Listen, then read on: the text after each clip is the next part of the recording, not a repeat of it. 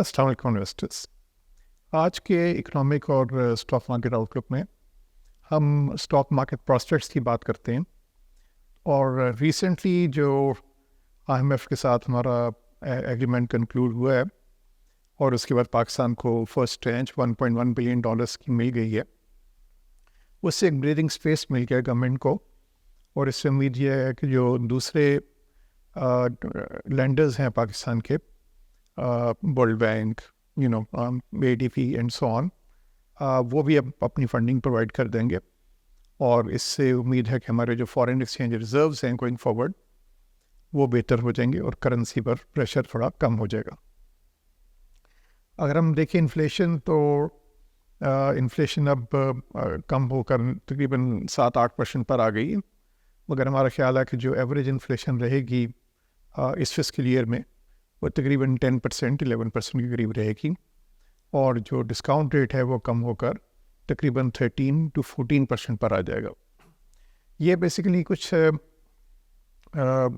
Space देगा जो एक तो गवर्नमेंट को, क्योंकि गवर्नमेंट का डेट सर्विसिंग का बर्डन कम हो जाएगा, और दूसरा जो प्राइवेट सेक्टर कॉरपोरेशंस हैं जिनका डेट ज़्यादा है, उनको भी इसकी वजह से, इंटरेस्ट रेट कम होने की वजह से कुछ रिलीफ मिलेगा, जो कि उनकी प्रॉफिटेबिलिटी के लिए एक अच्छी खबर है।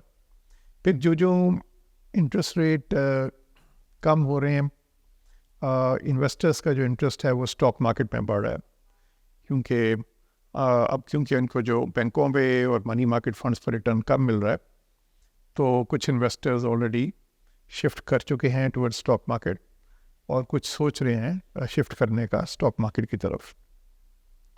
स्टॉक मार्केट की अगर हम बात करें तो स्टॉक मार्केट की वैल्यूएशंस काफ़ी अट्रैक्टिव हैं। जो प्राइस अर्निंग रेशो है स्टॉक मार्केट की वो 4.8 है, जबकि हमारी हिस्टोरिकल जो प्राइस अर्निंग रेशो रही है वो तकरीबन 8 के करीब रही है। तो इस हिसाब से अभी भी हमारी मार्केट काफ़ी सस्ती है। और इसके अलावा जो इंस्टीट्यूशनल इन्वेस्टर्स हैं उसका अभी भी इंटरेस्ट आ रहा है। पिछले साल से हम देख रहे हैं कि इंडिविजुअल इन्वेस्टर्स भी और इंस्टीट्यूशनल इन्वेस्टर्स, जिसमें इंश्योरेंस भी हैं, एम्प्लॉई फंड्स हैं और म्यूचुअल फंड्स हैं, इसमें दोबारा इन्वेस्टमेंट ये कर रहे हैं स्टॉक मार्केट में। और आगे जाके बैंक से भी उम्मीद है कि वो भी अपना स्टॉक मार्केट पोर्टफोलियो बढ़ाएंगे, जो कि ग्रेजुअली काफ़ी कम हो गया है ओवर द ईयर्स। इसी तरह अगर हम देखें stock market capitalization to GDP ratio, तो हमारा हिस्टोरिकल एवरेज 21-22% का रहा है और इस टाइम ये तकरीबन 9% पर है। तो ये एक और साइन है कि स्टॉक मार्केट काफ़ी सस्ती है। और जो लिस्टेड कंपनीज़ हैं, इनकी अगर हम कॉर्पोरेट प्रॉफिटेबिलिटी देखें लास्ट फिस्कल ईयर में, फिस्कल ईयर 24 में, तो तकरीबन 25 to 30% एवरेज ग्रोथ आई है इसमें।